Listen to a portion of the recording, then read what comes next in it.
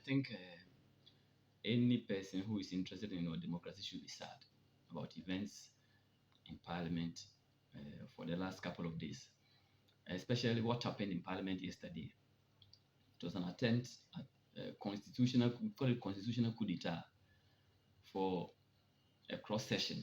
I mean, the majority members of Parliament, even without the required numbers to form a quorum, not to do business, but to form a quorum to take a decision for the Speaker of Parliament, the Federal Speaker of Parliament, to descend from the chair of the speakership, join his colleagues on the floor of Parliament, be counted, and then move up to go and say he's not part of the decision.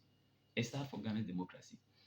Because clearly, the framers of the constitution know the reason why they put it there, that anytime the speaker is not there, the first deputy speaker must take over.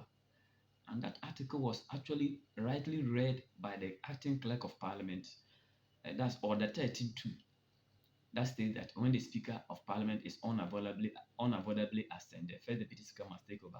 And that he takes on the responsibilities, duties, and responsibilities of the speaker. When you take on the responsibilities, you take on the powers of the speaker. One of the things the thing is that even though you are a member of parliament, you all bow to the mace that sits in front of you. You know who become a member of parliament, but you are the speaker at that time. When you are the speaker at that time, the speaker loses his or her right for votes. The person who loses their votes do not join in making the numbers to make the votes. One clearly, our constitution in Article 104 states that for a major decision like this to be made, there should be more than half of members. So when you descend down to join the members, then be there and let us know that there's no speaker. And today, the shocking part, I mean, I feel so sad as a first timer. I feel so sad for a learned person like the first deputy speaker to descend so low as to make a statement that a deputy speaker is not a speaker. When Order 7 of our constitution clearly defines who a speaker is. Say a speaker or Mr. Speaker includes the member presiding at a sitting. So he's clearly a speaker.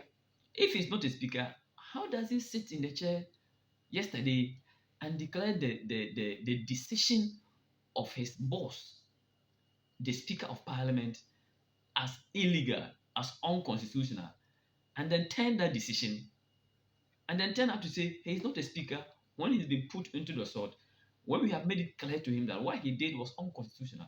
So the only way for him to get out was to say he's not a speaker. So in a nutshell, yesterday and today is a sad day for Ghana's democracy. And all we well-meaning Ghanaians must rise up for us to defend our constitution.